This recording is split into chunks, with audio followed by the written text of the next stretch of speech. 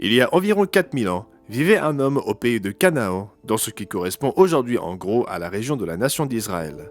Il s'appelait Lot, et il était le neveu d'Abraham.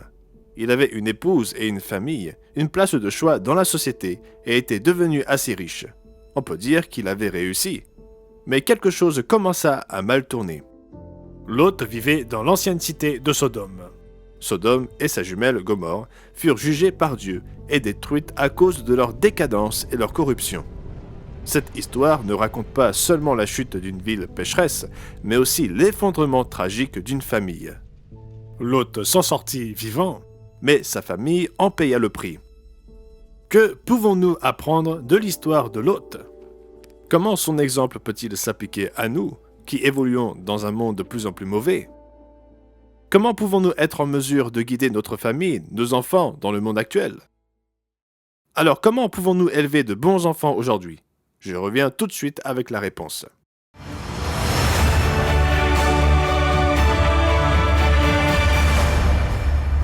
Bienvenue dans le monde de demain, où nous vous aidons à donner un sens à votre monde à travers les pages de la Bible.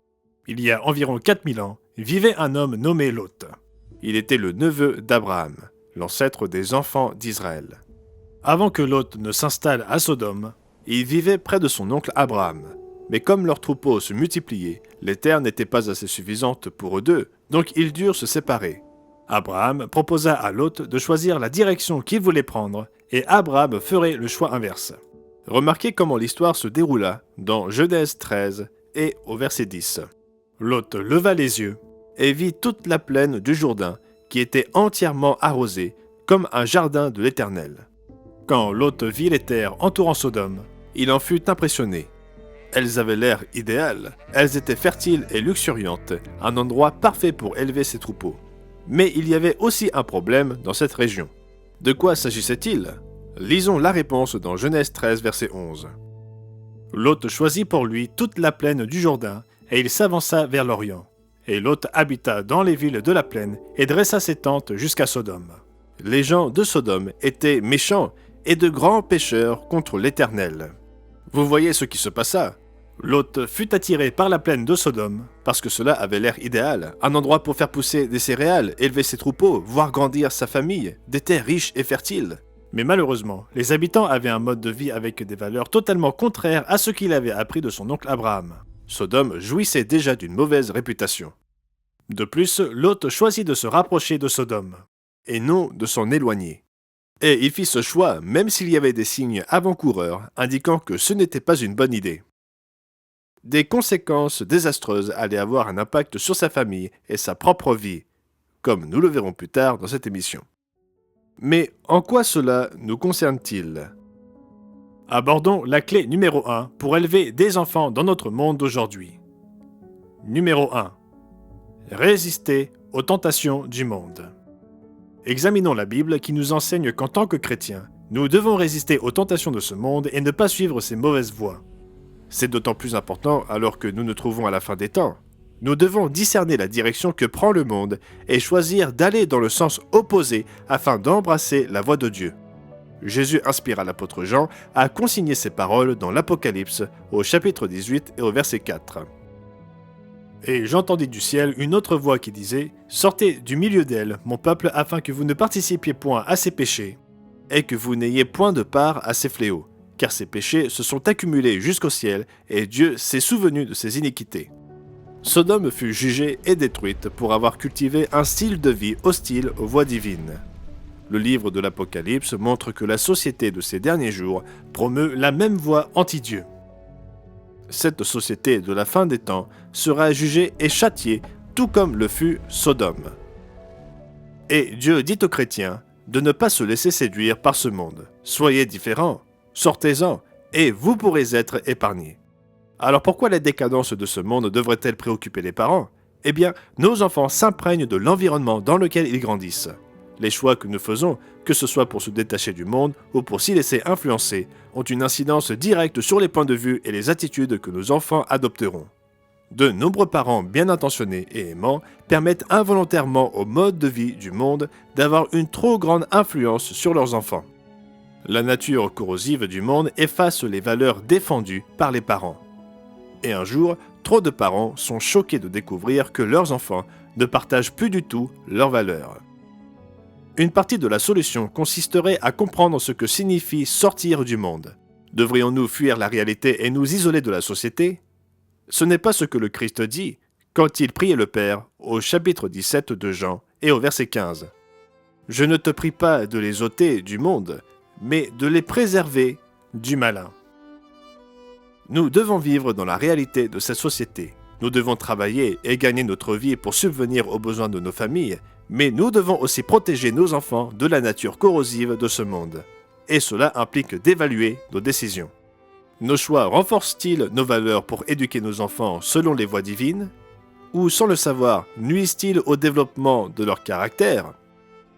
Aujourd'hui, grâce à la technologie, le monde s'invite dans notre famille. À travers nos écrans de télé, nos ordinateurs et nos téléphones, nous pourrions être en train de nourrir nos esprits des valeurs anti-Dieu du monde si nous n'y prenons pas garde. Pensez aux thèmes qui saturent nos vies à travers les divertissements proposés par les médias. Nos foyers devraient être des havres de paix qui cultivent les valeurs chrétiennes d'amour, de maîtrise de soi et de la foi. Mais trop souvent, nous laissons le monde nous inonder de violence et d'égoïsme, d'immoralité et de rébellion.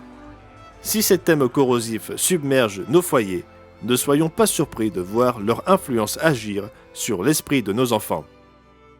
En tant que parents, nous devons être la principale influence dans la vie de nos enfants. Non, nous ne pouvons pas les protéger du monde pour toujours, mais nous pouvons les protéger et les éduquer, afin qu'à leur majorité, ils soient disposés et préparés à résister aux tentations du monde. Comme mentionné précédemment, Sodome était une ville attrayante. Elle était verdoyante, luxuriante et prospère, mais elle était aussi méchante et rebelle. Dieu envoya 2 anges, revêtant l'apparence d'hommes ordinaires, pour avertir Lot et sa famille que la ville serait détruite. Nous lisons dans Genèse 19 au verset 1 que Lot rencontra ces 2 hommes à la porte de la ville et les invita chez lui.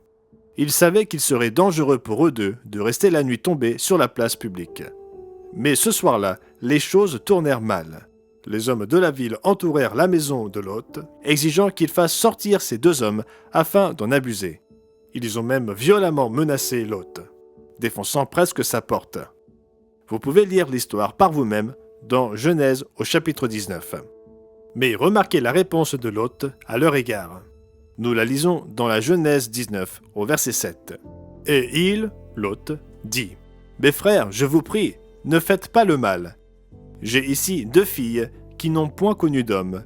Je vous les amènerai dehors, et vous leur ferez ce qu'il vous plaira. Seulement, ne faites rien à ces hommes, puisqu'ils sont venus à l'ombre de mon toit. » En tant que père de plusieurs filles, je ne peux même pas imaginer pourquoi Lot ait pu suggérer une telle chose. D'un côté, il risquait sa vie pour protéger les 2 hommes dont il avait la charge. De l'autre, il était disposé à exposer ses filles à un danger et à une humiliation indicible à la place de ces 2 hommes. Comment Lot peut-il raisonner de cette façon-là? Réfléchissons un peu. Nous savons que Sodome était connu pour sa moralité extrêmement laxiste. Les actions de Lot étaient-elles une illustration de la façon dont sa propre pensée avait été influencée par son immersion dans ce monde-là? C'était un homme juste. 2 Pierre 2, verset 7 le dit. Mais peut-être avait-il absorbé plus de Sodome qu'il ne le pensait. Qu'en est-il aujourd'hui? Existe-t-il une leçon pour les parents du XXIe siècle qui cherchent à naviguer dans les méandres de notre monde anti-Dieu? Il en existe une. Celle-ci nous amène à une deuxième clé pour élever des enfants dans le monde d'aujourd'hui. Point numéro 2. Ne sous-estimez pas la façon dont le monde vous affecte. Que nous le voulions ou pas, nous vivons dans ce monde qui nous affecte plus que nous ne le croyons. Il est bon de vous demander comment le monde vous affecte. Êtes-vous, votre conjoint et vous-même impatients et critiques l'un envers l'autre, alors que vous n'en avez pas l'intention? Peut-être permettez-vous à l'égoïsme qui imprègne notre monde de déteindre sur vous. Regardez-vous des émissions de télévision ou des films montrant des ébats sexuels ou des comportements immoraux? Si c'est le cas, cela va affecter votre façon de penser. Sommes-nous anxieux ou négatifs sans raison valable? Il existe un monde spirituel qui diffuse activement un message de colère d'animosité et de peur. Sommes-nous en train de l'absorber? Alors nous ne devrions pas être surpris lorsque nos pensées, nos paroles et nos actions reflètent l'influence du monde sur les valeurs chrétiennes que nous proclamons. L'apôtre Jacques prodigua des conseils utiles pour apprendre à discerner ce qui vient du monde et ce qui provient de Dieu et de sa parole. Il écrit ceci dans Jacques chapitre 3 et au verset 14. « Mais si vous avez dans votre cœur un zèle amer et un esprit de dispute, ne vous glorifiez pas et ne mentez pas contre la vérité. Cette sagesse n'est point celle qui vient d'en haut, mais elle est terrestre, charnelle, diabolique. Car là où il y a un zèle amer et un esprit de dispute, il y a du désordre et toutes sortes de mauvaises actions. La sagesse d'en haut est premièrement pure, ensuite pacifique, modérée, conciliante, pleine de miséricorde et de bons fruits, exempte de duplicité, d'hypocrisie. » Pour savoir guider nos enfants, nous devons d'abord regarder l'exemple de nos vies. Y a-t-il de l'amour, de la joie, de la paix, de la fidélité et de la maîtrise de soi? Ce ne sont là que quelques-unes des caractéristiques du fruit de l'Esprit de Dieu tel que décrit dans Galates 5. Ou bien y a-t-il de l'égoïsme, du manque de respect, des accès de colère, des pensées et des actions impures? Il est essentiel que nous nous examinions d'abord nous-mêmes pour comprendre comment aider nos enfants. Jacques dit que nous ne devons pas mentir contre la vérité. Il existe une vérité objective, et la Bible définit ce qu'elle est. Et pourtant, notre société, de manière écrasante, ne reconnaît pas les vérités universelles, surtout en matière de moralité. Le groupe de recherche Barna en fit état dans une étude menée en 2018. Nous vivons dans un climat politique de plus en plus post-vérité. Au fil du temps, le consensus sur les principes moraux clés s'est dégradé et les jeunes générations ont hérité ce nouveau paysage moral. Le rapport explique ensuite comment chaque génération en général aborde la sexualité avant le mariage. 21% des membres de la génération Z croient fermement que les rapports sexuels avant le mariage sont mauvais. C'est pour la plupart le même pourcentage que les autres générations. Réfléchissez à cette affirmation. Les croyances de la génération Z, c'est-à-dire les personnes nées entre 1996 et 2015, sont à peu près les mêmes que celles des autres générations en ce qui concerne leur opinion sur les relations sexuelles avant le mariage. En fait, seuls 22% de la génération silencieuse et les baby-boomers pensent que les relations sexuelles avant le mariage sont répréhensibles. Cela ne représente qu'un point de pourcentage de différence avec la génération Z. Y a-t-il une corrélation entre ce que pense la jeune génération et ce que leur ont appris les exemples de la génération précédente? Nous pourrions blâmer les plus jeunes générations pour cette dérive morale, mais qui la leur a enseignée? Qui leur a montré la voie? Qui leur a donné des excuses pour adopter une vision relativiste du monde? Si nous sommes des parents, nous devons nous pencher sur nos propres exemples. Et nous ne devons pas sous-estimer les effets corrosifs de la société sur nous-mêmes, qui, à leur tour, affectent nos enfants.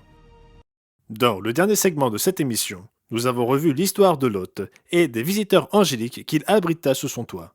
Après l'incident survenu dans sa maison le lendemain matin, les visiteurs dirent à Lot et à sa famille qu'il était temps de sortir. Ils reçurent des instructions spécifiques en partant, ne pas regarder en arrière. Mais la femme de Lot, tragiquement, se retourna pour regarder la destruction de ces villes pécheresses et mourut. Sodome et Gomorrhe furent détruites. Lot s'échappa avec ses 2 filles, et l'histoire se termine par un autre triste événement dans la vie de Lot et de sa famille. Lisons cela dans Genèse, chapitre 19 et verset 30. Lot quitta Tsoar pour la hauteur et se fixa sur la montagne avec ses 2 filles. L'aînée dit à la plus jeune, « Notre père est vieux, et il n'y a point d'homme dans la contrée pour venir vers nous, selon l'usage de tous les pays. Viens, faisons boire du vin à notre père, et couchons avec lui, afin que nous conservions la race de notre père. » Et c'est exactement ce qu'elles firent. La fille aînée la première nuit, et la cadette la nuit suivante. Et ainsi, Lot eut des enfants de ses 2 filles, et ces enfants devinrent les Ammonites et les Moabites. Il est difficile de comprendre la pensée de ces jeunes filles. Quelle honte! Leur système de valeurs était tellement confus qu'elles ont pensé que ce serait une bonne idée de commettre la fornication, voire l'inceste avec leur père. Il faut se demander où en était leur éducation spirituelle. Lot enseigna-t-il vraiment à ses filles la crainte de Dieu, ses lois et son mode de vie? Dieu était-il réel pour elles? Ou bien les laissait-il en quelque sorte apprendre de l'exemple de leur père? Lot était un individu tiraillé. D'une part, il est décrit comme un homme juste dans 2 Pierre 2 au verset 7, comme nous l'avons vu précédemment. D'autre part, nous voyons un homme dont l'exemple n'était pas toujours à la hauteur de ses croyances. Et je pense que nous pouvons supposer que bien qu'étant un homme juste dans l'ensemble, l'hôte ne discerna pas pleinement son devoir d'enseigner les principes divins à ses enfants. Pas parce qu'il n'était pas capable. Si vous relisez le début de l'histoire, vous verrez que Lot était un éminent citoyen de Sodome. Nous lisons dans la Genèse 19, verset 1, qu'il était assis à la porte de la ville. Cela signifie qu'il était peut-être même un haut fonctionnaire de Sodome. Et pourtant, bien qu'il eût été un notable et un citoyen relativement prospère, Lot ne semblait pas avoir fait une priorité d'enseigner les valeurs spirituelles à ses enfants. Et cela nous amène à une troisième clé pour élever de bons enfants dans le monde d'aujourd'hui. Numéro 3. Faites de l'enseignement des valeurs spirituelles à vos enfants une absolue priorité. Lorsque nous pensons à notre propre vie, nous pouvons peut-être nous reconnaître en Lot. En tant que parents, nous sommes parfois confrontés à nos propres fardeaux et stress. Nous pouvons nous sentir dépassés de temps à autre. Nous nous efforçons de faire du mieux possible, mais nous savons que notre exemple n'est pas parfait. Et nous nous sentons parfois incapables de guider et d'enseigner nos enfants. Pourtant, en tant que chrétiens, nous devons faire de la formation spirituelle de nos enfants une priorité absolue. Et Dieu nous aidera si nous le lui demandons. Dans le livre de Deutéronome, Dieu enseigna à Moïse les principes d'une vie vertueuse qu'il devait transmettre aux parents, qui devaient à leur tour les inculquer à leurs propres enfants. Voyez la description faite dans Deutéronome chapitre 6 et au verset 5. Tu aimeras l'Éternel ton Dieu de tout ton cœur, de toute ton âme et de toute ta force. Et ces commandements que je te donne aujourd'hui seront dans ton cœur. Tu les inculqueras à tes enfants, et tu en parleras quand tu seras dans ta maison, quand tu iras en voyage, quand tu te coucheras et quand tu te lèveras. Dieu veut que nous, les parents, prenions l'habitude de parler avec nos enfants, d'utiliser des situations quotidiennes pour leur enseigner les principes d'une vie vertueuse. Et nous le faisons de manière à ce que les enfants puissent comprendre. Nous leur enseignons des valeurs telles que « ne frappe pas ta sœur », chacun son tour sur le terrain de jeu, partage tes jouets, prie Dieu, montre du respect à tes aînés, ne jette pas tes petits pois par terre. Vous comprenez l'idée? Remarquez Malachie chapitre 2 et au verset 15. Et n'en a-t-il pas fait un seul? Toutefois il avait le reste de l'esprit. Et pourquoi un seul? Afin qu'il puisse chercher une semence pieuse. C'est pourquoi prenez garde à votre esprit et que personne n'agisse perfidement envers la femme de sa jeunesse. Le mariage est une institution établie par Dieu. Mais pourquoi? Parce que Dieu aime les enfants et veut conduire à la gloire beaucoup de fils, comme mentionné dans Hébreux 2 et au verset 10. Mais il ne veut surtout pas d'enfants rebelles, confus, malheureux et irrespectueux de l'autorité au gré de leurs envies. Il veut des enfants sages. Il veut des fils et des filles qui ont appris à se maîtriser et à se retenir. Il veut voir nos enfants ayant appris à se soucier des autres êtres humains et à les aimer. Remarquez ce que dit Paul dans Éphésiens 6, verset 1. « Enfants, obéissez à vos parents, selon le Seigneur, car cela est juste. Honore ton père et ta mère, c'est le premier commandement avec une promesse, afin que tu sois heureux et que tu vives longtemps sur la terre. Et vous, pères, n'irritez pas vos enfants, mais élevez-les en les corrigeant et en les instruisant selon le Seigneur. » Les 10 commandements en incluent un spécifique pour les familles. Honore ton père et ta mère. C'est à nous d'aider nos enfants à comprendre ce que cela signifie. Et parfois, nous devons les corriger calmement, mais fermement, pour un comportement qui n'est pas à la hauteur. Pas parce que nous les détestons, mais parce que nous les aimons. Ils n'aimeront pas la discipline sur le moment, mais ce n'est pas grave.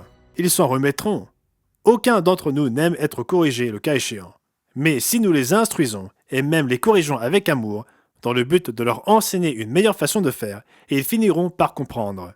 Et ils gagneront en assurance, sachant qu'il existe des limites claires entre le bien et le mal. Il y a quelques années, les docteurs Gordon Neufeld et Gabor Matt collaborèrent à un livre intitulé en français « Comptez pour vos enfants. Pourquoi les parents doivent être plus importants que leurs pères ». À la page 7 du livre, ils font une déclaration puissante sur le défi auquel sont confrontés les parents aujourd'hui. Pour la première fois dans l'histoire, les jeunes ne se tournent pas vers les mères, les pères, les enseignants et les autres adultes responsables pour obtenir des instructions, des modèles et des conseils, mais vers des personnes que la nature n'a jamais prévu de placer dans un rôle parental, leur père. Ils ne sont ni enseignables ni matures parce qu'ils ne prennent plus leurs repères auprès des adultes. Au lieu de cela, les enfants sont élevés par des personnes immatures qui ne peuvent les guider vers la maturité. Ils sont élevés les uns par les autres. Quel résumé, quelle expérience de trop d'enfants qui grandissent ainsi aujourd'hui. C'est le monde dans lequel nous vivons. En revoyant l'histoire de Lot, nous pouvons constater que ces défis au XXIe siècle ne sont pas vraiment nouveaux. D'autres générations furent également confrontées à la difficulté d'élever des enfants dans des sociétés corrompues. Ce que nous devons faire, c'est d'apprendre de leurs expériences. Notre histoire et celle de notre famille n'a pas besoin de se terminer comme celle de Lot. Considérez ce que Dieu déclara concernant l'oncle de Lot, Abraham. Il vivait à la même époque, mais prit un chemin fort différent de celui de Lot. Remarquez ce que Dieu dit d'Abraham dans la Genèse 18, au verset 19. « Car je l'ai choisi, afin qu'il ordonne à ses fils et à sa maison après lui de garder la voie de l'Éternel, en pratiquant la droiture et la justice, et qu'ainsi l'Éternel accomplisse en faveur d'Abraham les promesses qu'il lui a faites. » Dieu accorde une attention particulière aux parents qui s'efforcent de mener une vie vertueuse et qui veulent transmettre sa vérité à la génération suivante. Et Dieu les aidera s'ils lui demandent sincèrement de l'aide. Dieu se soucie de vous et de vos enfants, et nous aussi. C'est pourquoi nous réalisons cette œuvre ici au Monde de demain, et c'est pourquoi nous vous proposons le DVD gratuit « Élever de bons enfants dans un monde mauvais ». Pour que vous puissiez élever vos enfants, l'esprit tourné vers notre Père Céleste et notre Seigneur et Sauveur Jésus-Christ, de manière à ce qu'ils réussissent, deviennent vertueux et soient heureux. Merci d'avoir regardé. Si vous avez apprécié cette émission, n'oubliez pas de la liker et de vous abonner à notre chaîne pour ne rater aucune vidéo du Monde de demain. Et si vous souhaitez obtenir un exemplaire de notre DVD gratuit « Élever de bons enfants dans un monde mauvais », rendez-vous sur mondedemain.org ou cliquez sur le lien dans la description. À la prochaine fois.